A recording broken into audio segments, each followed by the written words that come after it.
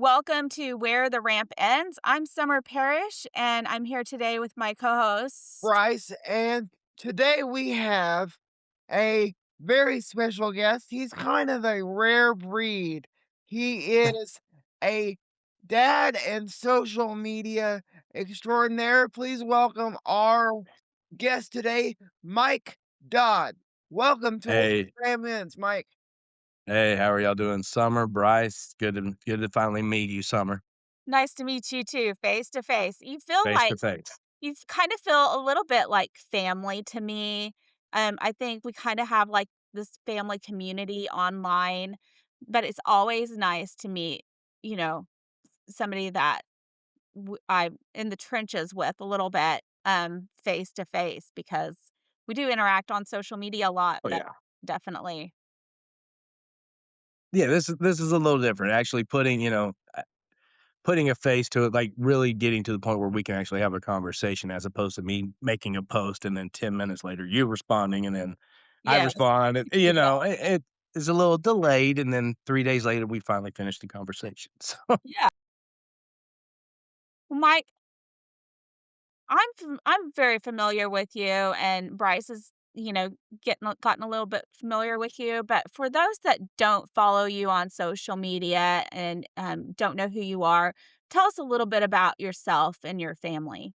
yeah, so social media, I get on there. We just honestly I don't even know how to put it. We just promote our life, right? So I have an 11-year-old with Down syndrome. He's my baby boy. He's my firstborn. Love him to death. He looks like his mama, acts like his mama, got an attitude like his daddy. He's my little superhero. Then I've got my 5-year-old, uh-oh, pandemic baby. And yeah, that was, what else were you gonna do? Is a pandemic. Um And he is like a Temu cheap Chinese knockoff of me. Uh, if this kid breaks 6 foot tall, I fear for everyone because, I mean, he makes me so nervous. He's hilarious, and don't get me wrong, Grayson is hilarious and he's funny, but Caden just he turns it up about to a 10, you know? So, but yeah, that's my boys. My wife and I, we've been married. I don't wanna mess this up because I am. Uh, we'll just say we've been together for over 20 years. So, yeah, I mean, we have a great life, you know, I can't really complain. I really can't. It's got its ups, its downs, I say it all the time. It's a roller coaster of a life, but it's a good life. Whenever you found out that Gray had Down syndrome, was that a bit of a surprise to you guys? And tell us a little bit about how you guys processed that information. Yeah, well, Gray, yeah, it definitely was. I'm wanting to say it was 3,000 to 1 odds is about what they gave us. You know, we did everything, and the only thing that really stood out, we didn't do the DNA, what do you call it? Uh, help me here. I'm trying to. Just the screening. The screening, yeah, we Okay. didn't do the blood work screening, because at the end of the day, it is what it is. You know, doing a blood work screening, will it protect or prepare you? Absolutely, 100% it will prepare you. Um, but it wasn't gonna make a difference to us. You know, we had decided one way or another we were gonna have this baby boy, and he was ours. And I don't please let me preface this by I am not judging anyone's decision. I'm just telling you what ours was. Right. Um, and we decided we were, my baby boy was coming. And the only thing they noticed was his nose. The bridge of the nose looked a little different and was a little flatter. And but that was it. So, I did not take that news great. Um, I don't know, I guess it's always in the back of my mind, like, something can happen. We had 2 miscarriages prior to Grayson, so I was like, "Oh, okay, well, let's add this to the list," right? But then I got thinking, I was like, 3,000 to 1 odds, that's still a long shot. So, my baby boy was born, I was in the room with him, and the second doctor pulled him out, I could tell he had Down syndrome. Um, I had done my best to research, my wife had done her best to research as well, and it just doesn't prepare you, right? It hits a little different when you see that face, and it was weird, I had, like, this just flush of emotions of going on of we say it all the time, you have to grieve that process, and you do, you have to grieve the idea of your baby boy is not gonna be president of the United States. I'm not even gonna go there. Uh, He could have been, I hitting that home run, ninth inning in the World Series, all these just fantasy ideas that you had of your firstborn baby boy are kinda gone, right? Right.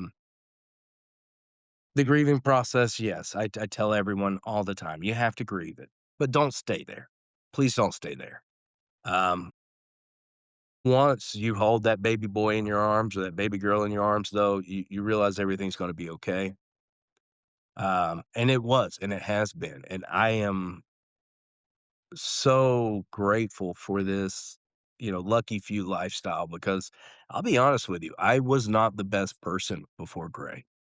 Um, I was very selfish. A very selfish person. I short temper, and he really changed who I am. And like Summer says, I'm out there now. I do all the advocacy for him. It's our not only our job, but I really enjoy it. I enjoy making the videos. My videos are very transparent. They are our real life. We get on there. I'm gonna show you the times he drives me absolutely insane.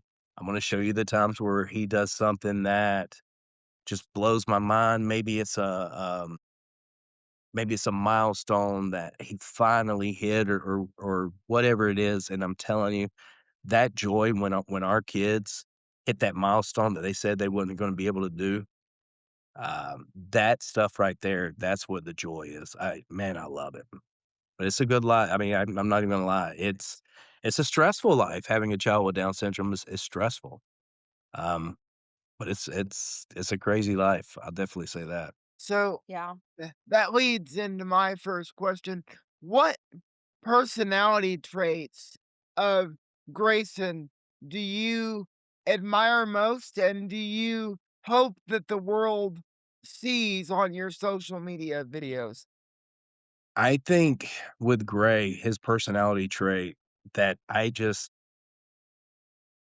I would love to have is he does not see negative first, meaning he walks into a situation, he's not judging left and right. He's not judging, how you're talking. He's not judging your appearances or anything. He sees you for who you actually are. And I envy that because regardless of what we say, we all judge. And he'll come into a room, everyone lights up, and it's not only the judging, but it's also we'll say his forgiveness. He loves in a way that I could never, I can't understand, right? Meaning like I can fuss at him, his mom can fuss at him, his brother definitely can fuss at him. And within minutes, all is forgiven. Like he just understands that this is part of life, he's learning and him also learning how to balance the hormones that are going through his system right now, which I'm not gonna make it through because I'm gonna end up yeeting him out the window before it's said and done. But I honestly, I just think it's his love, his appreciation of life, his just the joy that he brings to life, right? We let the stresses of this world get to us s honestly, from the first second we wake up, because the first thing we're doing is probably grabbing for your phone, pulling up social media, right? We kinda decompress in the morning, and thinking that helps us, but at the same time, all we do is pull it up, and yes, there's some positivity on there, but there's some negativity, right? More than likely, it's all negative, and you're seeing that first thing in the morning. With him, he doesn't care. He just wants to enjoy life, and I'm envious of that, honestly.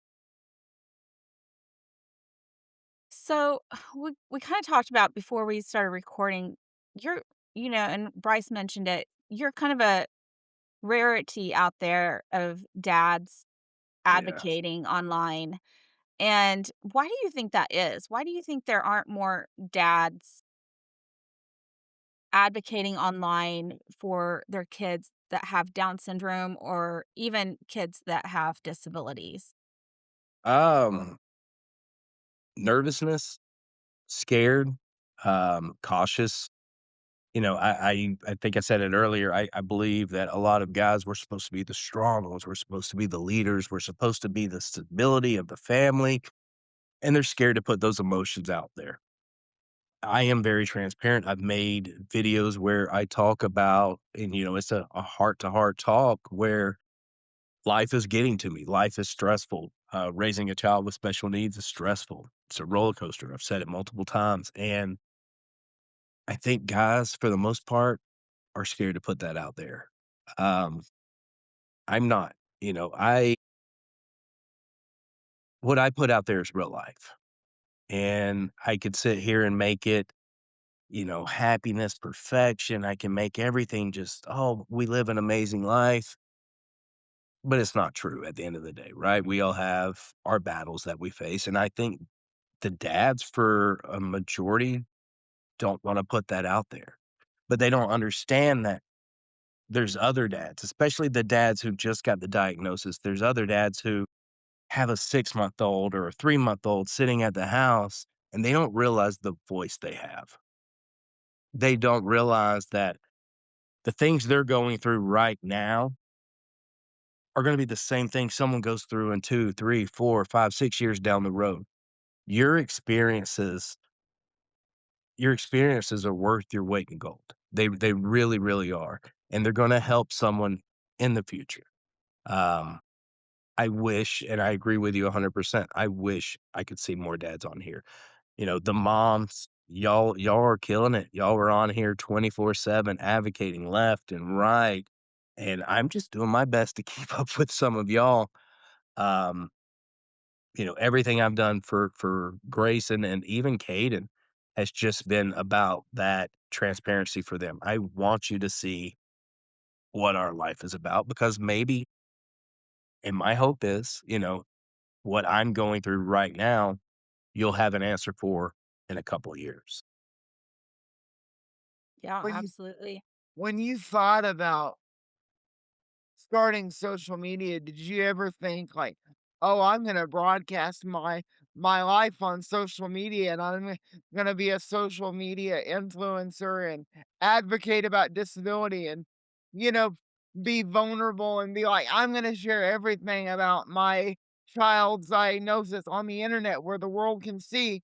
Did you ever be like, "I don't know if I want the whole world to see, him struggle at points because people with disabilities, they have moments where it's not easy because I live with cerebral palsy myself." Right. I've created boundaries. I mean, I can be transparent. I can show you people my life, but I can also put some boundaries on there, right? Um, we don't go into this, we don't make skits, right? Right. I don't say, okay, guys, we're on our 12th take. Caden, come around the corner. Grayson, come do I don't do skits. Um, I show, I'll hit record on my phone because I know one of them are gonna do something that's gonna either have me rolling in the floor or rolling my eyes into the back of my head. One way or another, something's gonna be rolling. Um, but I still create those boundaries. And yes, I was nervous in the beginning, mainly because of the comments. You know, it can be a rough place. I have thick skin. My wife she can't get on it. She can't see a, a negative thing about our child without, the blood boiling. And you have to realize, like, I don't think she understands that some of the accounts are bots, and you can tell pretty quickly what a bot is there to do. Is there to engage, and sometimes it's negative, sometimes it's positive, but it's there to create that engagement, right? And I'm okay with that. I can look at an account and tell if it's a bot. It hurts me though when I see a younger person, someone who is under the age of 14 or 13, and they get on there and they make a comment about Grayson, a negative comment, um, because those are his peers, Right, right? An adult, I've said it before, that they could be miserable. That adult could just be miserable. They've got something going on in their life. They're deflecting. They're wanting to make themselves feel better by picking on someone else. Um, this life is tough. I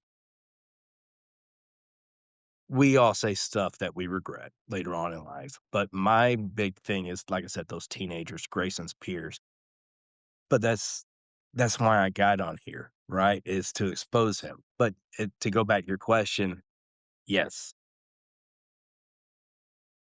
this took off in a way I never expected. We had one video, it took off, and I got probably 70% of my followers from that, but that was never my goal. When I first set it up, I was on there talking junk.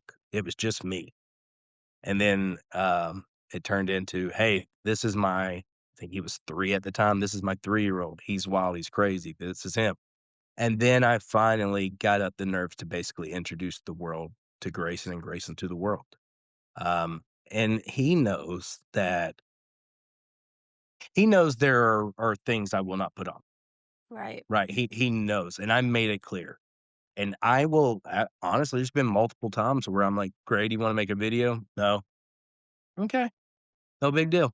Yeah, I'm not gonna if you don't wanna do it or he sees my phone come out and "Dad, put your phone away." "Yes, sir, not a problem." I'm not gonna force my kids to do anything, Right.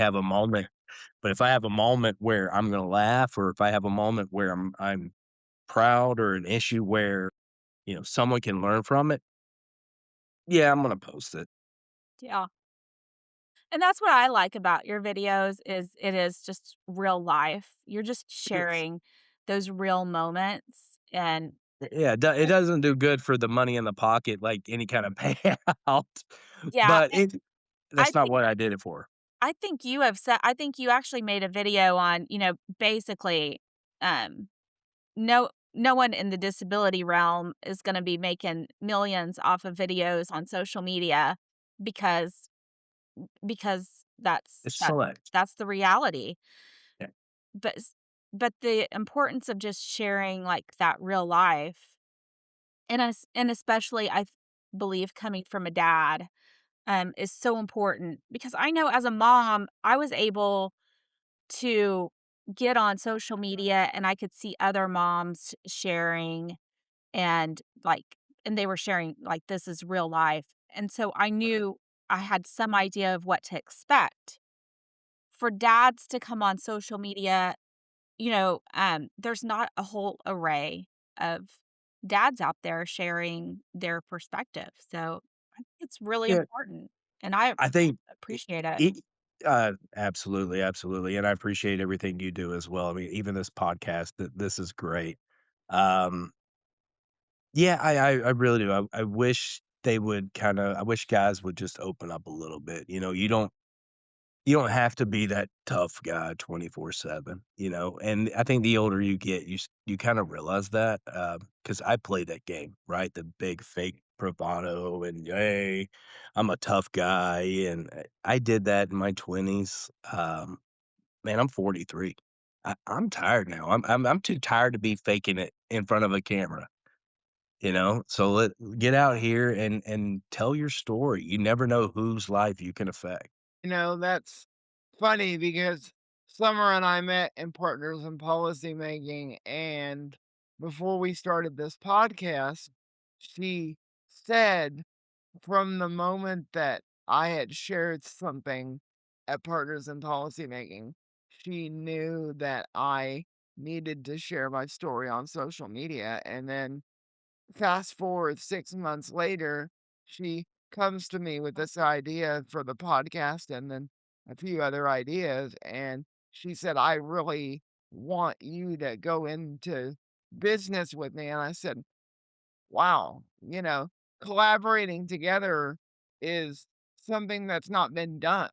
Like, Yes. somebody from both perspectives, one from the disability side and one from the parent with lived experience side and from the able-bodied spectrum. I said, "This is a niche that hasn't been hit yet."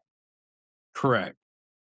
I think that one of the reasons why I signed on was I said that I wanted Julia to and everybody with disabilities to have a platform where they could go and feel seen and feel like they have a place where the parents could come and learn and vent, and we could talk about things and issues that the world doesn't really want to talk about. And I think that's the beauty of what we do because we're not afraid to pull back the curtain and have the conversations that a lot of individuals and parents are afraid that I'm the only one that's going through that. No, you're not. You're not. You said it perfect. Pull back the curtain. That's I think we need to see more of that, not just from the DS community or the special needs community, but just in real life. You know, I've said it like that social media lifestyle where everything's gotta be perfect. Those are the ones that the kids see and they're like, "Oh my god, that video's up to 2,000,000 views or 10,000,000 views," or they see these creators that are living that lavish lifestyle, and it's all fake. I mean, It's all fake. you say that people in the disability community couldn't make a good living off social media. Why couldn't, somebody change the realm of that with disability and show the world that somebody with a disability could make a good living on social media and as a public speaker and advocate if done the right way.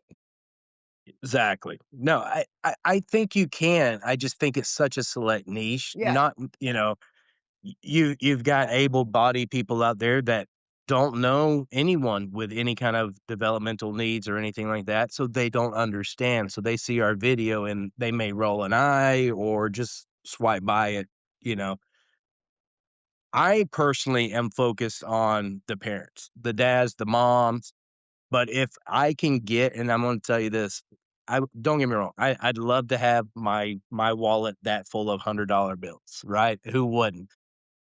But I'm not here for that. I've said it before, we're never gonna have the 10,000,000 followers or something like that, but I would rather have what I have now and the messages I get from other parents than to have a message from someone that says, "I love you," or "You have the best, ha ha ha, I love your content." I want the real messages, the ones where the moms are struggling, the ones where the dads are struggling. That is why we do these channels. This is why we're talking now. We're here to help people. We're not here to, "Oh, let me grab my phone and show you this $300,000 pool I've got in the backyard." Yeah. Right? That's not why we're doing it. Right. I I love those messages whenever and I get them from moms. I don't know that I've ever got one from a dad, but I get them from moms, like, "I just saw your video. I'm expecting. We just found out my child has Down syndrome, and you just gave me a glimpse of hope."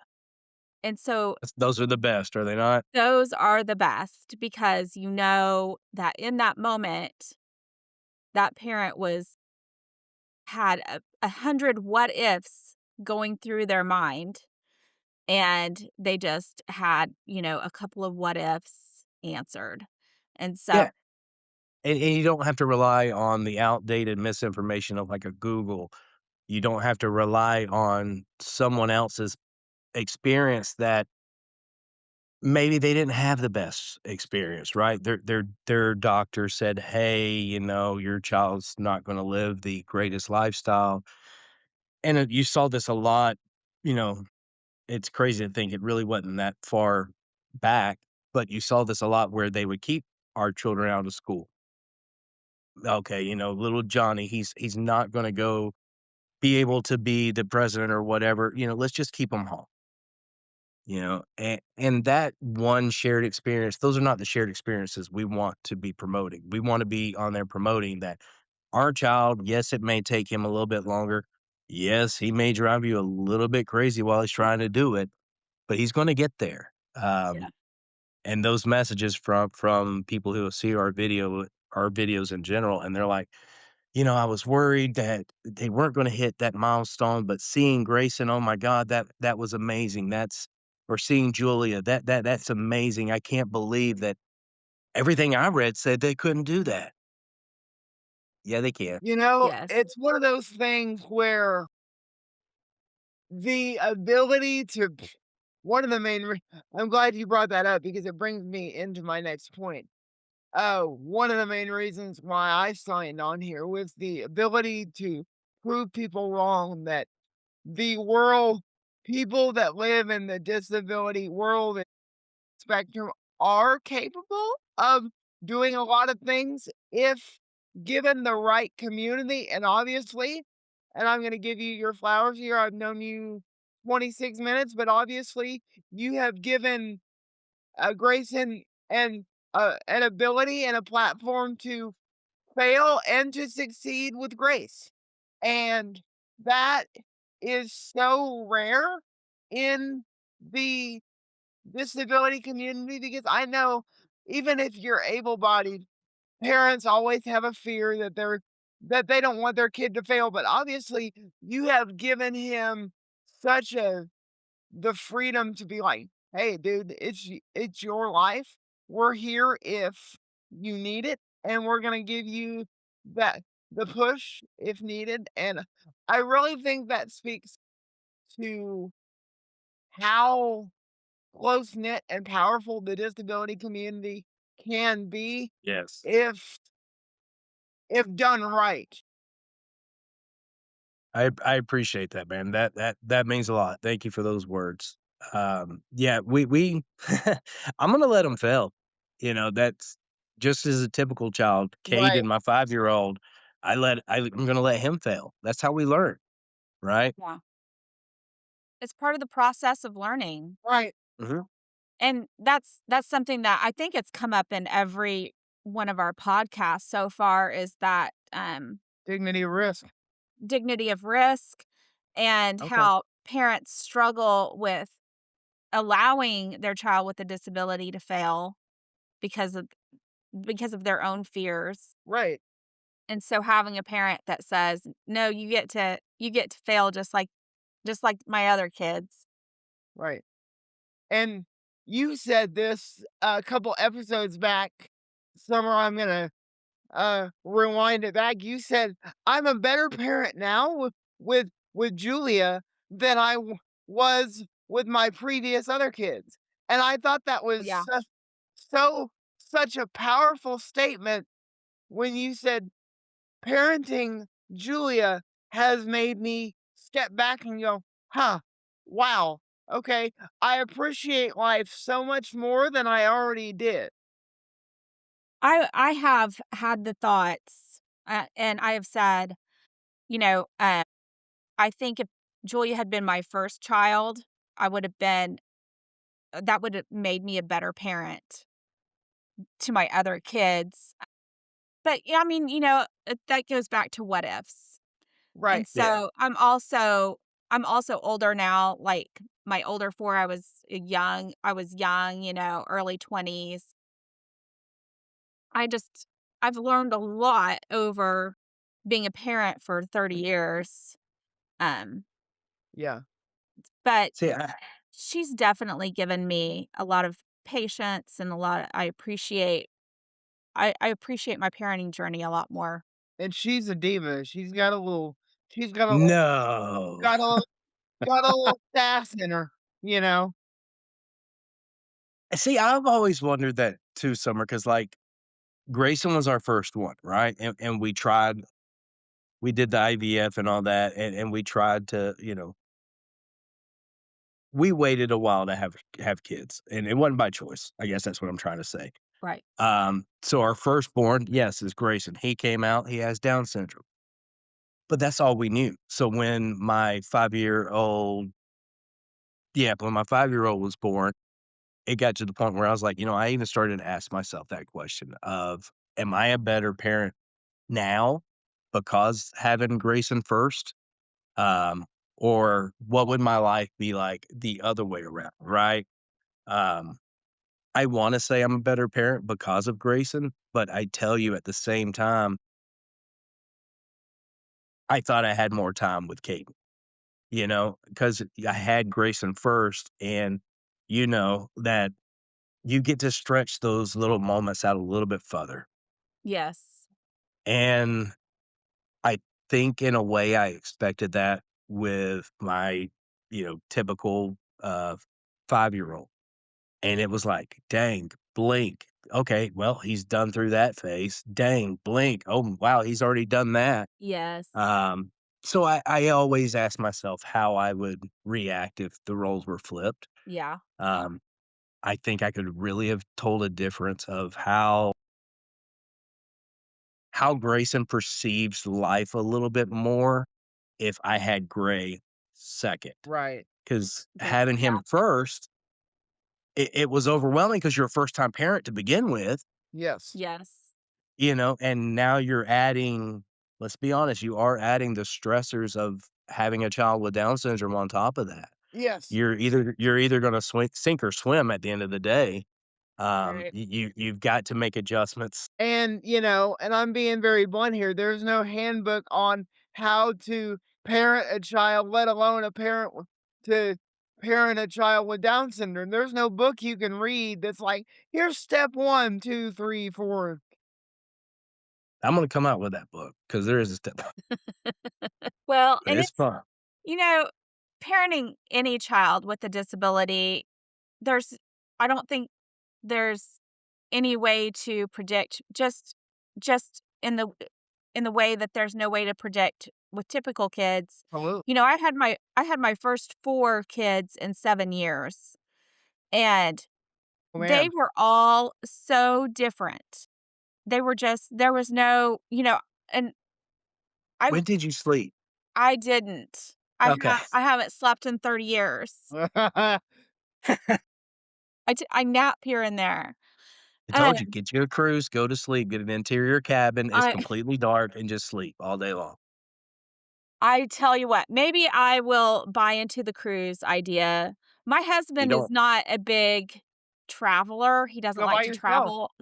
So, go do a 3-day weekend, okay? And I'm telling you, look, nobody's cooking. I mean, you don't have to cook, you don't have to clean. oh my You god. wake up in the morning, have a drink, eat some lunch, chill out, go back to sleep. That's what we do. I mean, a taco and margarita by the pool is fantastic. Oh my gosh. Absolutely. Well, okay, hold on just a minute. We're gonna pause the podcast. I'm gonna go book my trip. There you go, please do.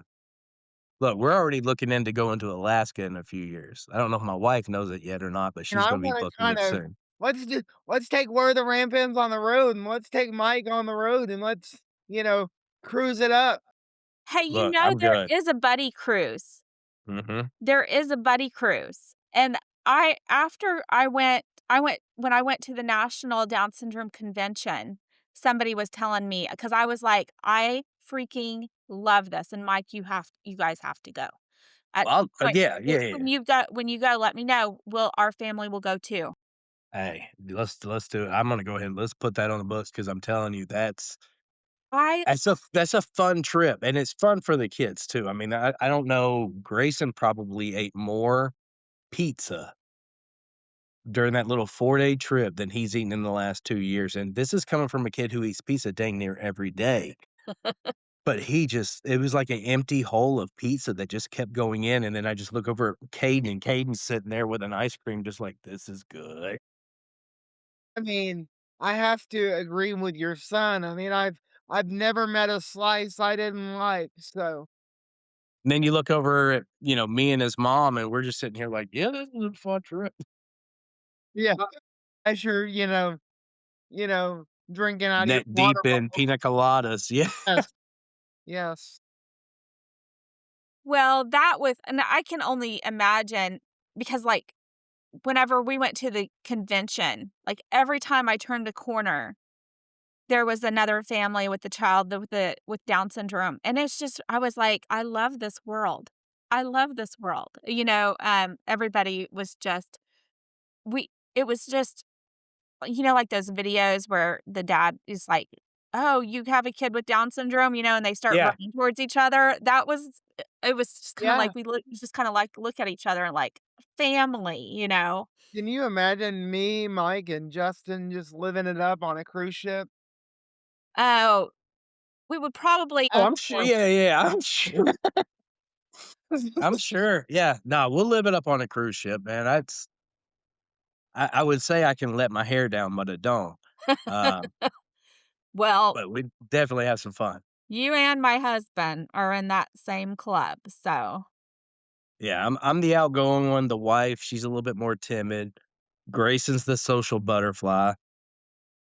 Caden's really timid too, which and that surprises a lot of people who watch our videos and they we've done like the buddy walks and all that and have people who we've never met before. They'll come up and be like, "Oh my god, I love y'all's videos," and they'll be like, "Oh, is that Caden?" I'm like, "Yeah." Caden will like look at him, be like, "No," and like walk off. Like, I mean, he's shy, he's timid unless he's around family or someone he's good with, you know? yeah. It's hilarious to watch them though. Yeah, I gotta follow you on social media, man. We gotta follow each other because this has just been a we just created a bromance. Like this is I got you, my man. I'm obsessed because, it's one of the things to, because there's not very many guys in this space, and to be able to connect with a fellow dude, as I like to always say, and be able to, you know, share stories. And I always tell people we are more alike than we are different. And to be able to find, I challenge people in my public speaking. If you can find one similarity with somebody with a disability, I guarantee you that they will be your friend for life. Very well put. Very well put. I, yeah, I mean, I think it goes back you're talking about the guys and the bromance and, oh, yeah. Yeah, man. I got you. We're bros now, and we'll definitely follow each other once we get off of here. Um, I think it goes back to our original thing. I just wanna see more guys out in this thing because I'm gonna go ahead and tell you, my wife is about to get mad with all these DS mamas jumping in my DMs. Yeah, you need more bromances in the I Down do, yeah, syndrome I need world. I need more guys jumping in there just so she'll decompress a little bit. Yeah. I mean, I mean, we can't help it that we're handsome guys. I mean, that's a blessing and a curse. Exactly. That's what I try to tell her. I'm like, "Look, feel accomplished that you Feel just" nah, chosen. just kidding. she I just every once in a while, I used to post, um, flattering, and I say loosely, flattering images or videos of my husband, and just be like, "This is what you're really missing out on." So just, she can post too.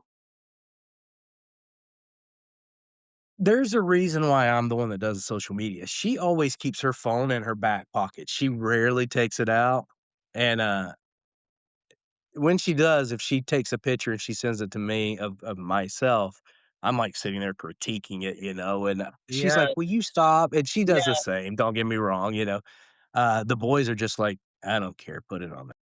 I actually had a conversation with Summer in partisan policy making. I had done a little 2-minute about me, and she said, "That was fantastic," and I was like, "I found 16 reasons why that could have been even better." We were at the Capitol, uh doing our mock trial, and I had to get up and speak to our legislators, and Summer was like, "Oh, good job, that was so good," and I was like, Here's another 14 reasons why that could have been better." I am critic, and I think that goes back to we the male perception of we have to be perfect, and we have to be macho, and we have to there there's no room for vulnerability in the male spectrum, or you get labeled as, "Oh, he's weak, he's n you," He's and soft. yes, or he's a mama's boy. I get that a lot too, and I'm like, I love my mama to death, so call me a mama's boy all." Yes. Yeah, I personally have been called, soft or what's the new one? Beta, Yeah. because of some of the takes I've put out there. They really don't bother me. The only ones that bother me and I'll come at you for is coming after us as a whole. If you wanna, I'd probably say 90% of the mutuals that I have on social media are other parents with, who have children with DS, and it's just because of that common bond that we have, but I can handle a comment about my child, right? I can block it, I can filter it out, that person is not my target, meaning right now, whoever they are as a person, that's who they are. That is not my target audience, but it really bothers me when I see that comment on another person's page, another parent's page about their child for some reason, and, it's a minefield out here, and Right. those will be the ones, her and I just kinda went after that restaurant, um, Yeah. the one down in Texas, Yeah. and if they would have admitted in the beginning that, "Hey, we said what we said and we apologize," it would have been just washed over. But you double down and triple down and you just kept going. That's when I have an issue. That's when I'm not gonna be the soft dad. I'm not gonna Right. be the woke Exactly. dad or whatever it is. I'm gonna get up there and I'm gonna stand up for our children. Exactly.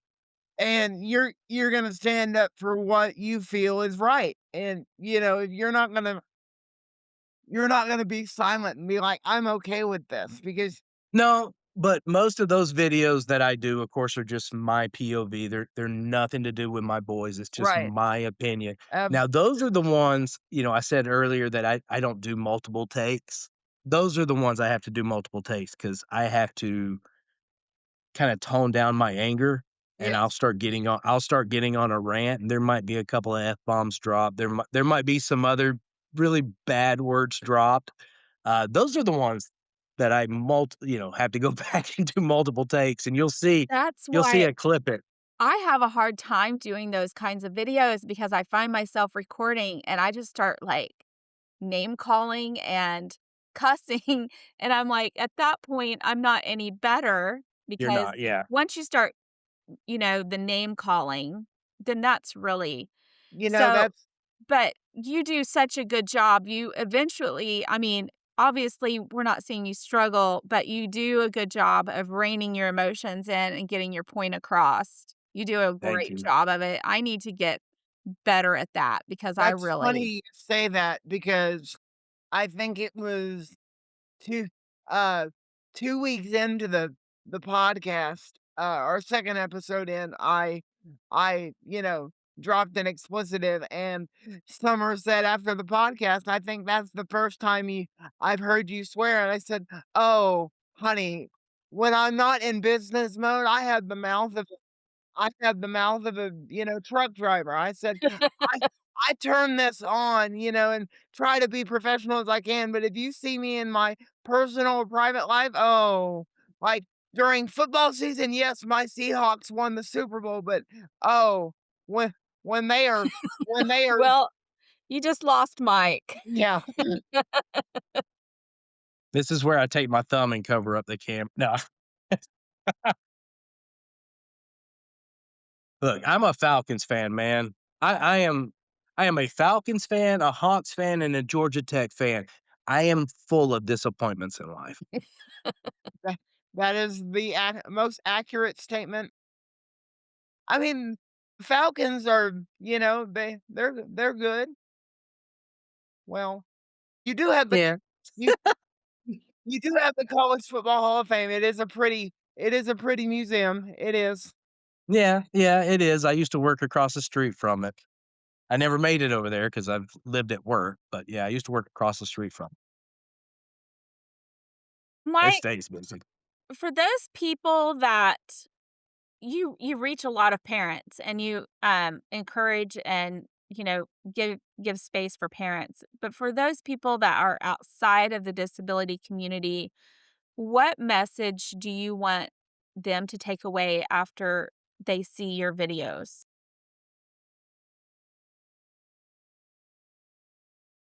Our kids are the same. I mean, it's that's as blunt as I can say, you know? I don't care if you're, a young child, a toddler, a young child, a baby, a kid, a teenager, an adult, we're all the same, right? It may take my son a little bit longer. It may take my son failing multiple times. He's gonna get it just like you will, just need a little bit of patience. Um, I think and I don't know how to really put this, but he has, you know, this is where I get a little choked up It's alright, is brother. no, you're good. I just he wants friends just like you want friends. He Yes, wants companions just yes, like you want companions. He wants to be included just like you want to yes. be included. He wants to be invited to the birthday parties, the social events. He wants to have the pat on the back, the people calling his name out as he's walking down the hallway. He just wants to be a kid, just like your kid. He doesn't want to be picked on going down the hallway. He doesn't want to be left out of the birthday party invites. He doesn't want to be made fun of at the park because even though he does, he's getting to that age where he's starting to recognize that he's getting left out. And it's breaking my heart. And I've been there, brother. I've been there. Yeah. It's really is, it's breaking my heart right now. We've got people across the street who, got some kids and they're new to the neighborhood. And every time Gray goes out there to play with them, we hear him go, or we've heard one of them go, "Oh, here comes that kid again." Now, the rest of them, they play great with him. They've known Grayson for a while. We've been in the subdivision for a hot minute now, but there's one or two that just Grayson can be overwhelming. He talks a lot like his daddy, but he does not have an internal monologue or an internal thought. Every single thing this child thinks of, he's gonna verbalize. And, which is a good thing and a bad thing. I mean, he's gonna tell you before he does something that's gonna get him in trouble that he's gonna do something that's gonna get him in trouble. He'll be sitting there and he'll be like, "Dad, don't take that water balloon and throw it at you because it's really cold outside." And I'm like looking around, I'm like, "Where did you even get a water balloon?" You know? I But guess that's what I want. I just want people to realize that my child, your child, I don't care. They may and please don't take this the wrong way. They may look different, talk different, yes, act different, yes. but damn, they're just they're our kids. They're our that's someone's daughter, that's someone's son, and for some reason, because there's a difference, you treat them different. I joke Yes. all the time that CP really stands for certified perfection because that's exactly what I am. Certified That's perfection. Yes. that's brilliant, Bryce. That's I I'm brilliant. just gonna be the short, happy, bald guy. I And mean, let that's fair. parents I think what parents also don't realize, parents of typical kids, and this is something else that we talk about on a regular basis, is when children aren't exposed to kids with disabilities as Yes, kids, yes. then eventually they're going to college and it's new to them. They're getting jobs, they're going to church. And in those places, they will be exposed to I people with mean, disabilities. let's And if you're not taught at a young age that, hey, there might be this little bit of a difference here, but also have all these similarities, and here's how you find those similarities. Being taught that at a young age is just so important. So when you help your child avoid people with differences, you are not doing them any favors. I mean, actually, let's be real, on the other side of the coin. Mike, you said you're 43. In your younger years, truthfully, how many children did you see with Down syndrome, when you were in your, 16 to, you know, 18, young, I mean, you're still a young man, but younger days, that wasn't, you know, that wasn't talked about. They were put on the other end of the school. They were not integrated with typical, I've Yeah, even had conversations with my mom who, is, you know, you know, saying that I don't even know if our school had, a special ed room because we didn't, and if they did, we didn't know about it. yeah, So, we've made strides in the disability community, but I'm going to say this till I'm blue in the face. We have so far to come. yeah. We really do, and the advocates that come before us, I'm forever grateful. Um, they have taken a lot of fights that we don't have to do anymore. Okay, but yeah, you're exactly right. I mean, there's still so far to But I'm go, also gonna so far. I'm also gonna give you your flowers, and I'll end with this point.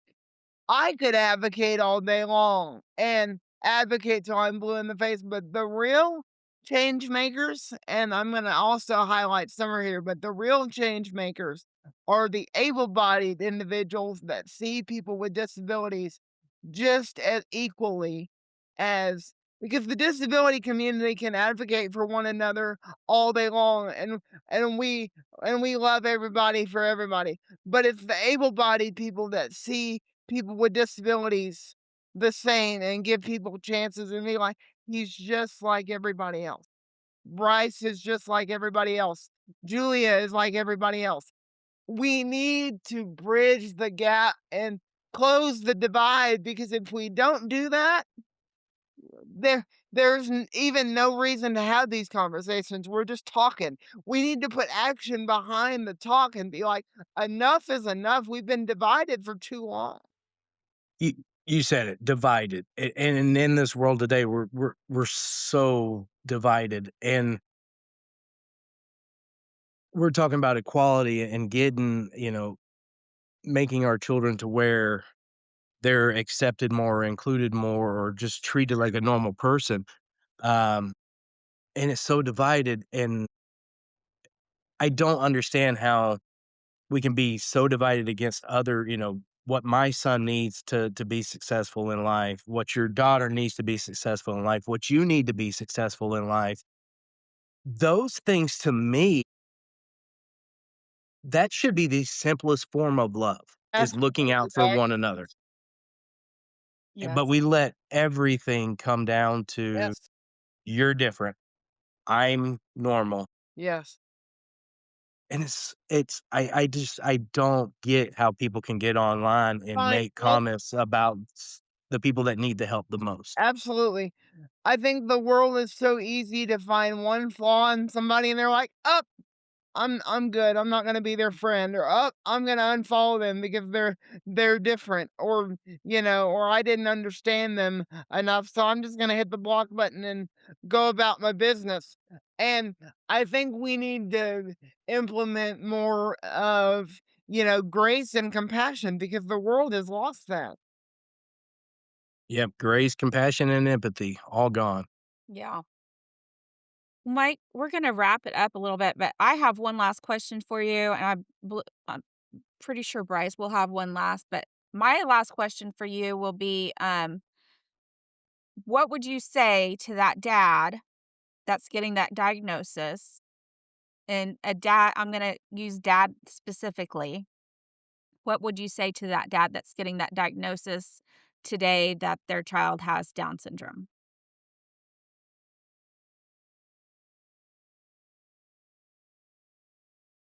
It's gonna be fine. You're gonna mourn, you're gonna be drowning in information.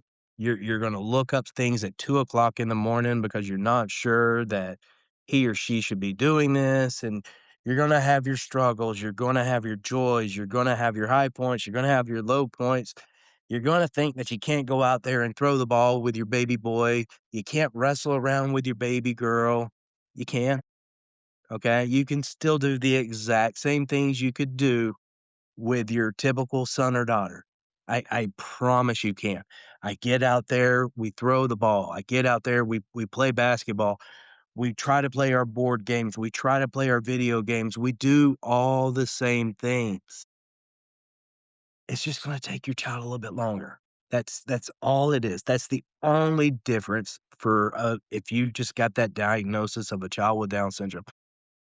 Stretch your patience a little bit because you're gonna need it.